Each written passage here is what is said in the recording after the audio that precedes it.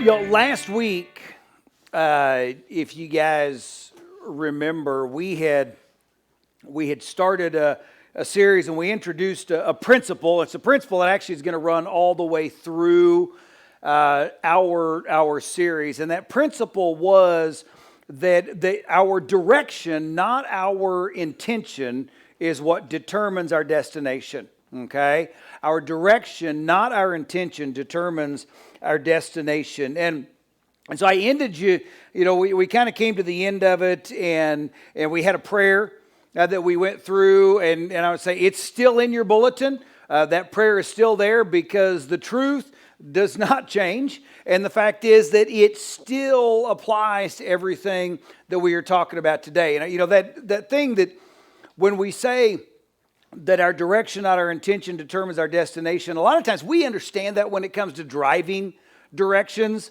But when it comes to the decisions that we make, when it comes to the way that we live, I think we have a harder time grasping that sometimes. And so I hope, at the end of last week's message, I challenged you, encouraged you, whatever you want to call it, to kind of evaluate your direction as it compares to your intention in like 4 different areas of your life, and that was morally, spiritually, relationally, financially. And I hope that you did that, okay? If you did that, fantastic, because we're kind of moving forward from that today. If you did not, or if you weren't here last week, that is fine, because it's not too late to evaluate those avenues, and we're going to be moving from there. And so we're a little bit today of talking about where do we go from there if you do have disconnects in your life. And so we're going to try to figure out how to get back into alignment. And so as we get ready, we're going to be in Proverbs chapter 1, Proverbs 1. And what I want to do is, one, introduce why it is that we have these Proverbs. Why did Solomon record these? And then from there, we're going to launch into our message. And so, Proverbs chapter 1, beginning in verse 1, we're told the purpose of God recording these through Solomon. It says, the Proverbs of Solomon, son of David, king of Israel. Here's what they're for. For attaining wisdom and discipline, for understanding words of insight, for acquiring a disciplined and prudent life, doing what is right and just and fair, for giving prudence to the simple, knowledge and discretion to the young. And so, right off the bat, Solomon tells us, why it is that he is recording these principles and these proverbs. And there's 2 words that get laid out, and they're really they are the foundation for our message today. What are the 2 words? The 2 words are prudence and simple. Prudent and simple. And what do they mean? Prudence is knowing what to do. It is exhibiting good judgment. Prudence. I think prudence also is looking and seeing things down the road. It's kind of a future sight rather than just focused on right here, right now. Okay? Now, simple, well, no matter what else you are, simple is not what you want to be. Okay? And I say that because we kind of find this comparison, and this is something that happens all throughout scriptures, but you find it a lot in Proverbs. There's always a comparison. And we really get a comparison in the description of the simple in comparison to the prudent. Just like we have a comparison of wisdom and folly, we also have a kind of comparison that happens all throughout the Bible between the wise and the foolish, between the prudent and the simple. There's always this comparison.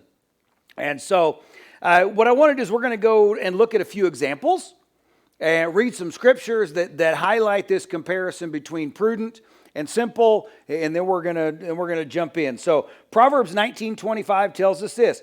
It says, "Flog a mocker, and the simple will learn prudence. Rebuke a discerning man, and he will gain knowledge." And the fact is that some people learn from verbal instruction.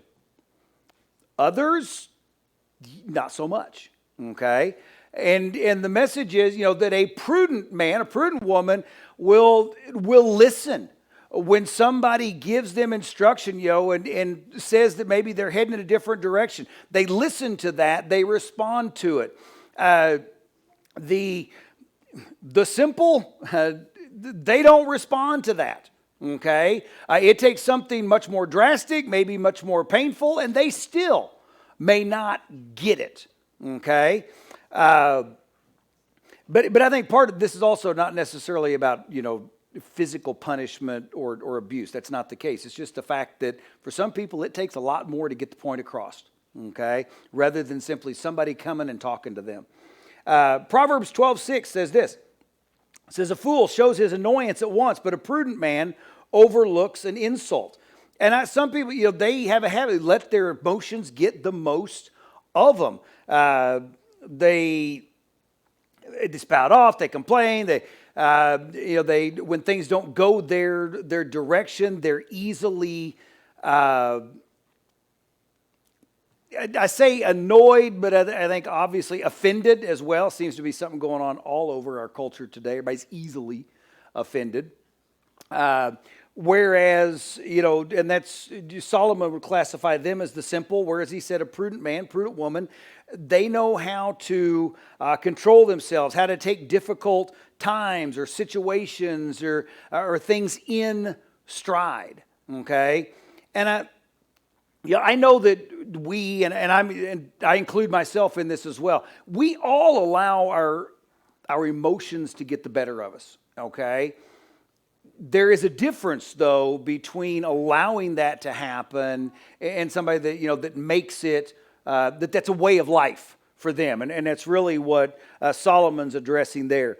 Proverbs 14:15 says here, a simple man believes anything, but a prudent man gives thought to his steps. Simple people, easily fooled, easily led astray. A prudent person, on the other hand, uses their brain, thinks things out.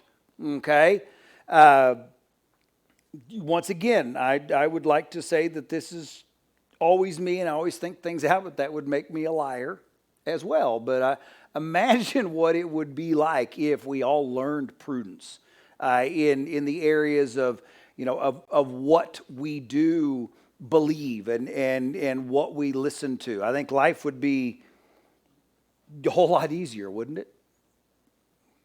Mine would. And I think we all would, wouldn't we, if we'd learn? Proverbs 22:3. A prudent man sees danger and takes refuge, but the simple keep going and suffer for it. And then look at this here. We have Proverbs 27:12 ties into that, because what it says is that a prudent man sees danger and takes refuge, but the simple keep going and suffer for it. And no, that's not a typo.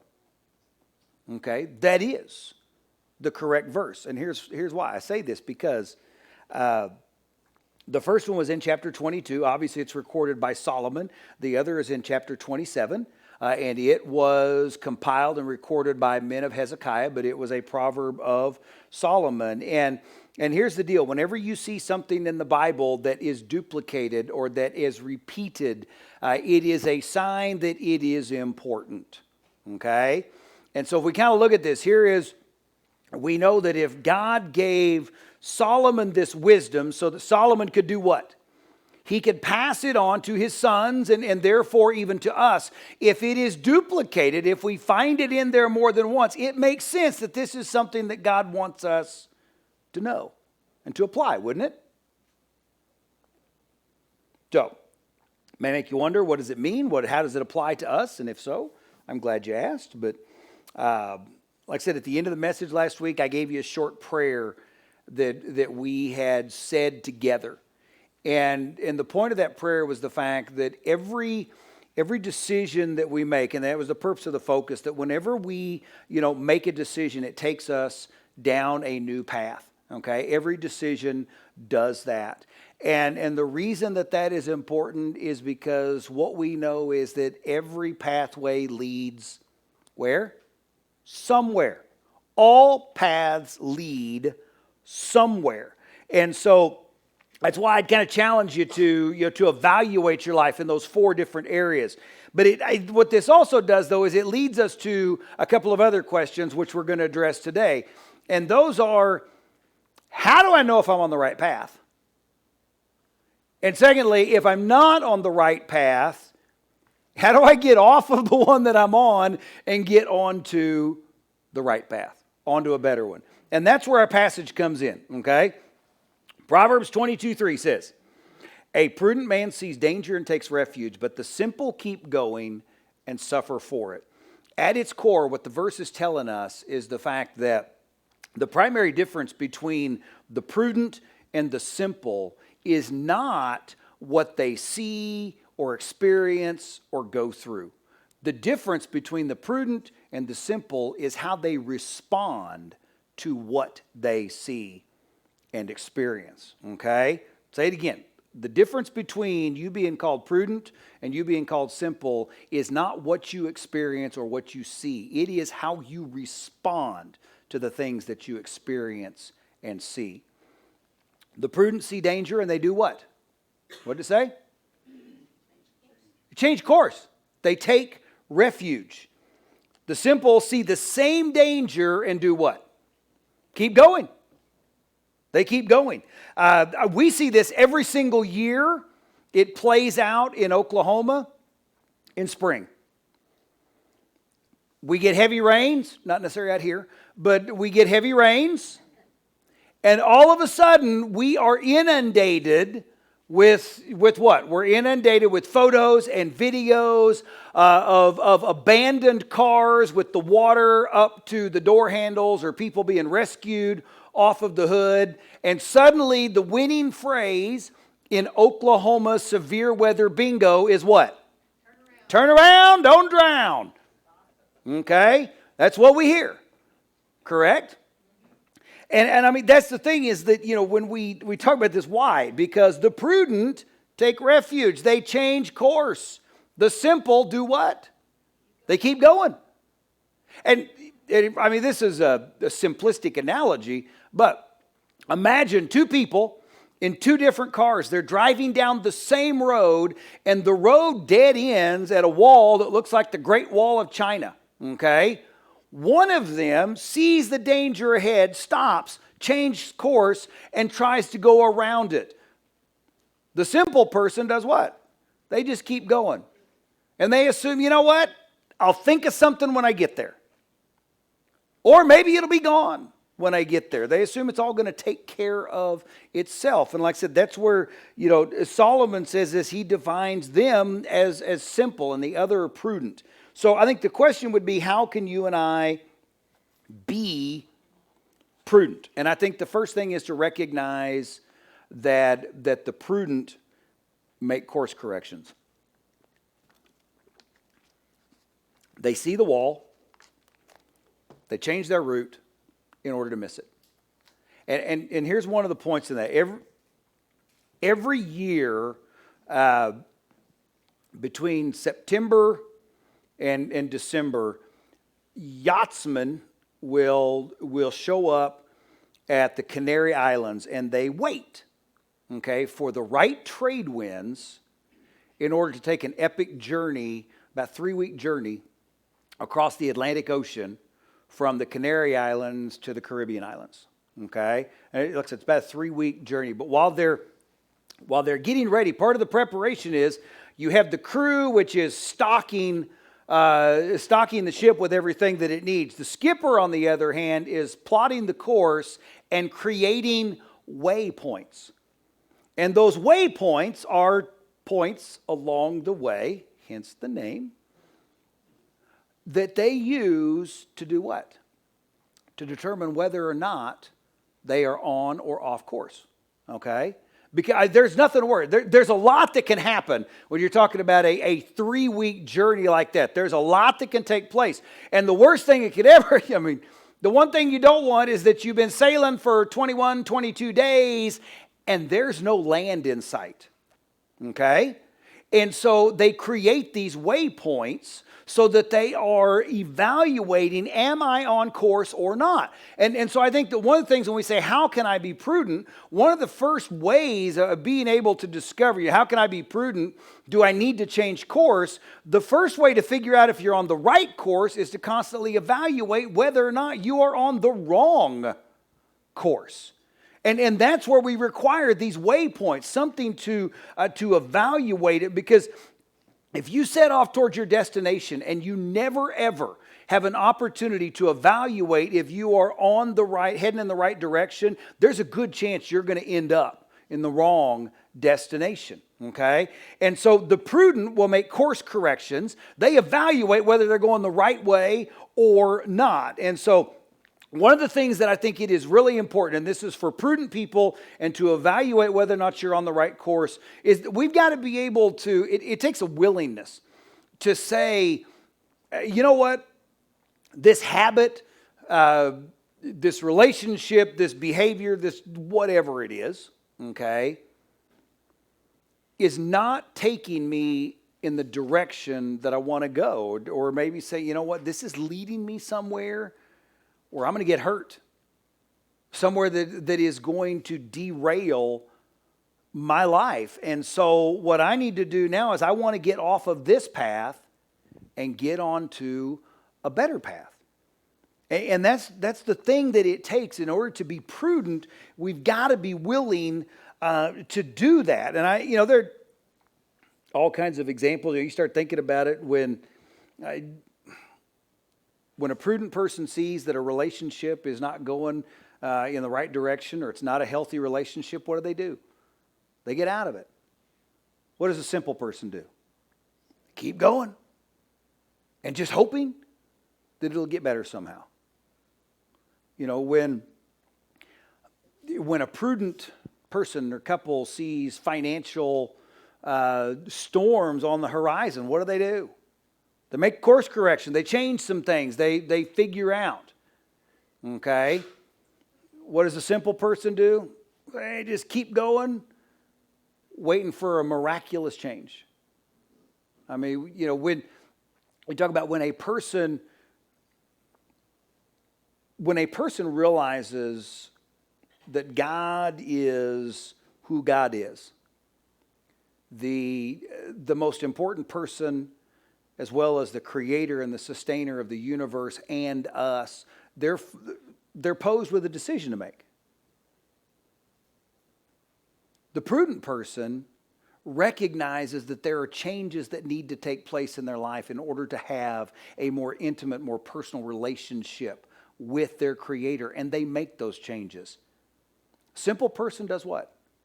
They just keep going. They see the same disconnects. They see the same wrong direction, but they just keep going on the path that they're on and assuming that somehow, some way, it will all work out.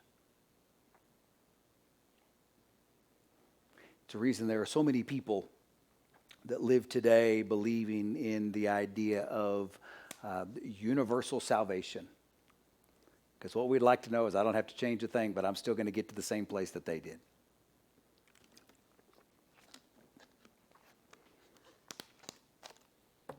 I want to look at something though here, because with that in mind, part of this verse we haven't looked at, and that's at the end of it. It says, a prudent man sees danger and takes refuge, but the simple keep going and suffer for it. Some of your translations may say they pay the penalty. What is the penalty? What are they suffering? I think it's, this goes back to the message from last week. And the fact is that they are going to pay the penalty. They suffer for the choices that they make. And the simple don't recognize that their direction determines their destination, so they never make a course correction in their lives. And as a result, they pay the price for it. They pay a penalty for it, and they overlook, or maybe even more accurate, I think that they ignore the truth that every choice that we make is a fork in the road. Okay? So they keep going. Unfortunately, the people who just keep going usually have loved ones around them that end up suffering the penalty just as much as they do. I mean, here's the deal. It would be great if we could say that the suffering and the penalty that we pay for just keeping going is only us. But let's be honest, it's many people that we love, that we care about, who end up being hurt and who suffer the penalty when we just keep going. It's not just about us. And I will say this too. There's a difference between being simple and being ignorant. Okay? Ignorant people are the ones that don't see the danger. They don't know that there is danger coming, and so therefore they don't make a course correction. Those aren't the ones we're talking about today. What we're talking about is the simple, the ones who do see the danger, who do see it ahead, and instead choose to just keep going because this is all going to work out. Okay? And I think, this, like I said, we start talking about the simple, your kid is struggling with their anger, they're struggling with their bullying. You see this resistant to authority, talking back, every bit of this, and you see it, and you know it's a problem, okay? In fact, everybody else sees it. They know it's a problem. But it's hard to have those discussions. And it's difficult to find the ways to encourage them and to teach them and to show them what it looks like to submit to authority, to control their anger. So you do nothing, and you assume, you know what, I bet you they'll outgrow it. Or somebody else will teach them this lesson somehow, and then what happens? They move out of the house, they can't keep a job because they won't ever submit to authority or to their boss, or they won't keep their mouth shut in any situation, and they go from job to job to job, okay? Or how about a couple who sits around and they decide, you know what, we need to plan or, financially in the future, and they do all this stuff and say, this is what we're going to do. But then the thing is that the bling comes along, and all of a sudden, budgeting is so last year. And then all of a sudden they wind up and they're in a bad spot. Or the guy, how about the dad who's in his 40s?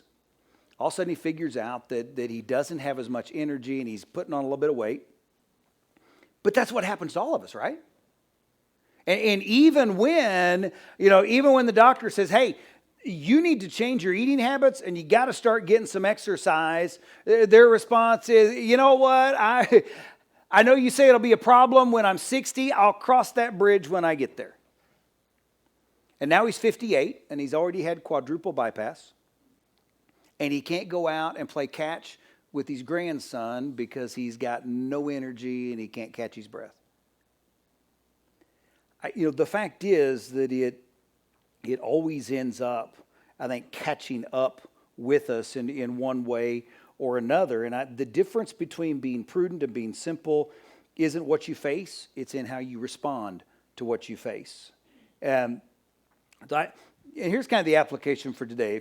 Whether you were here last week, whether you're here today, if you have realized there's some areas maybe that you need to change, you've got some disconnects in your life, things where your direction doesn't align with your intention, and it's definitely not going to get you to your destination.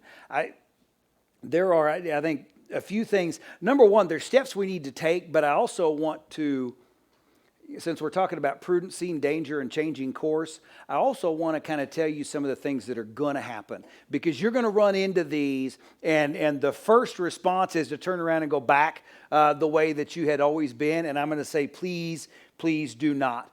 Here's the first one. Number one, you do something.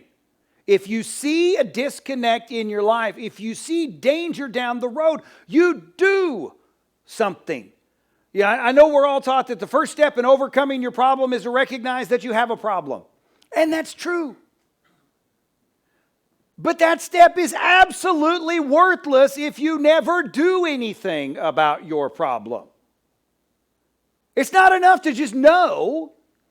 You've got to do something. And here's the problem, especially when it starts coming to when we feel like we're on the wrong path, when we feel like we're going in the wrong direction. One of our greatest enemies is momentum, okay? The laws of physics teach us that in order for an object that is in motion to stop, another action has to act against it. It has to work to stop it or to change its course, okay? And this is the reason that a lot of us, we don't change. We don't do something, okay? Because, I don't care whether you're talking about overeating or overspending or whatever else. When we're used to it, well, we're used to it. And it's easy to keep going that way. And so if we want to get off of that path, the first thing that we've got to do is we got to do something. And when we do something, I will tell you, you're always going to sacrifice something. And once again, this is the reason that I say nobody, this is the reason so few of us, and we struggle so much to do it, is because it's hard to sacrifice. I mean, I'm sorry, when you're sitting here and you're looking at it, it is difficult to give up whatever it is that relationship that you're in that you think that it provides for you. It is difficult to give up and to sacrifice what you believe, or the security that addiction provides for you, or anything else. It's hard because why? It's safe and it's secure, and we know it, don't we? What's the old saying? The devil I know is worse than the devil or is better than the devil I don't. Don't we say that? Why? Because it's hard to sacrifice something. We'd rather stick with some things because it's easier. So we do something, which means we're going to sacrifice something. And here's the paradox. When you choose to do something and sacrifice something, chances are your desire to be prudent is going to make you look foolish. Now, that's the paradox to it, okay? I mean, imagine, a guy quits his job of 15 years. He looks like a fool, doesn't he? Until you realize that he got entangled with a woman at work. And in order to save his relationship, his marriage, and to save his reputation, he's got to discontinue and cut off all contact. Looks foolish until you figure out why. Because here's the deal. I will tell you guys, when it always looks silly to row against the current until everybody that passed you going the other way gets to the edge of the waterfall. It always looks silly to do that.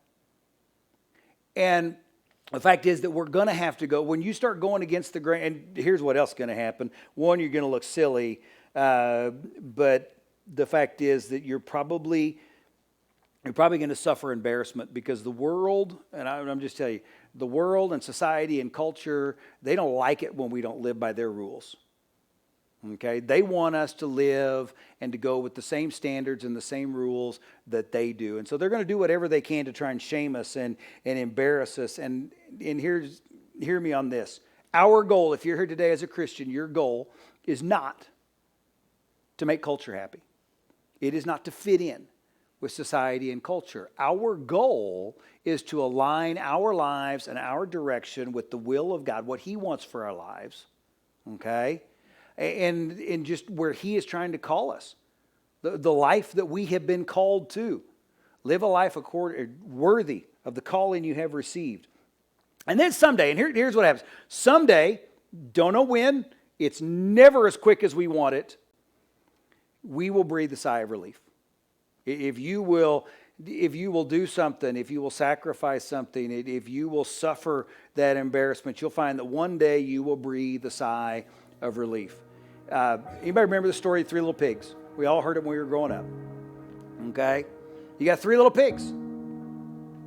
First pig built his house out of straw because he wanted to get out and do stuff. The second little pig built his house out of sticks so that he could get out and he could be a part of culture. And the third little pig built his house out of bricks. They all saw the same big bad wolf.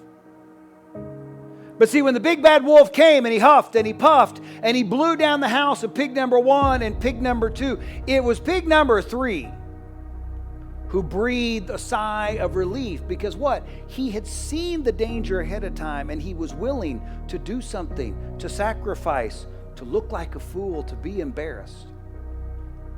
And that one day he breathed a sigh of relief because he was willing to do something about it. And this is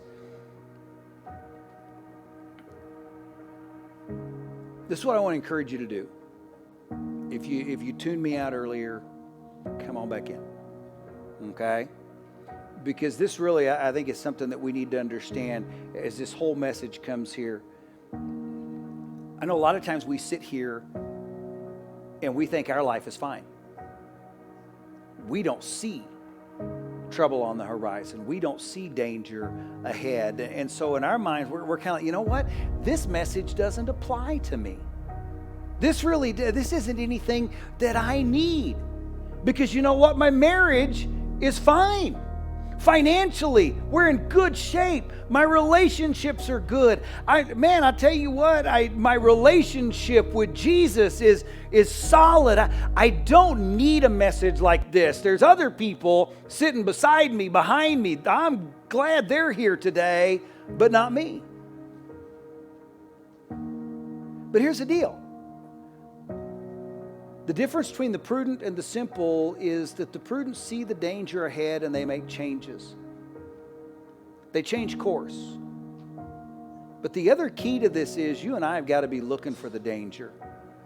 Because if we're not looking on the horizon, we'll never see it coming. It's a lot easier. It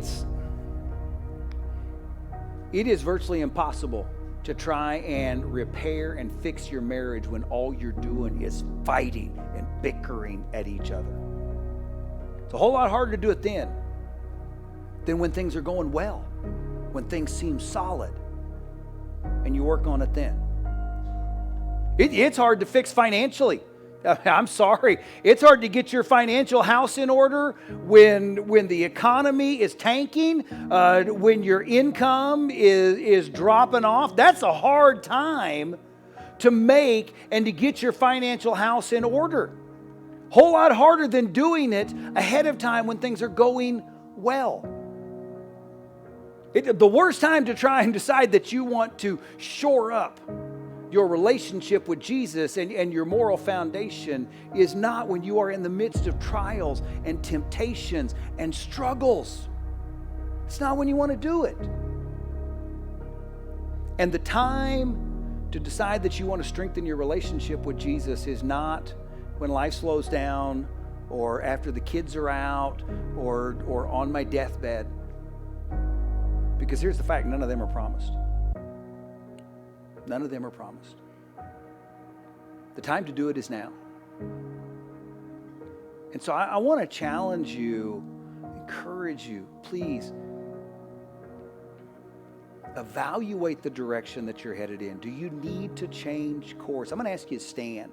And we read this prayer last week, and I want us to read it together again, because this should be our prayer. And what we want to do is that we're going to read it together, and then I would like you to just bow your head. I want to pray for you, and we're going to come to our time of decision. And if you have a decision to make, if there's a disconnect in your life, if you feel like you're on the wrong path, you don't have to come down here and tell me about it. Step into one of our prayer rooms. We would love to pray with you, pray for you. All you've got to say, I don't think I'm headed the right direction. God knows the rest of it. We don't need to know anything else. Or maybe you're here today and you just feel like you need to make a decision to make. You need to recommit part of your life. We're going to give that opportunity. But right now, would you say this with me?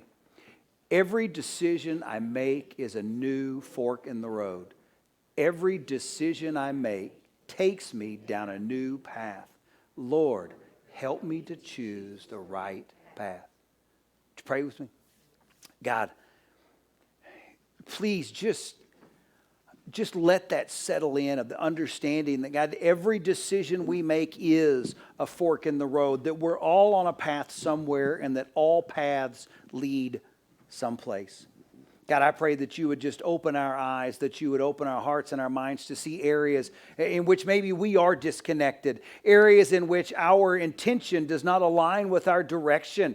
God, just open our eyes. We want to begin to see changes, things that we can change today. God, we don't want to wait until the wheels fall off of the bus to try and fix it. We want to be able to look down the road and see the things that are coming, be able to respond to them, to make course corrections now so that the wheels don't fall off. God, I pray that you would open each and every one of us, open our eyes, just draw upon our minds the areas that we need to change, those arenas, whether it's financial, whether it's spiritual, relational, moral, God, or whether it's a relationship with you. No matter what it is, God, we know that there's always changes that we can make. Help us see those changes and then give us the strength to take that first step.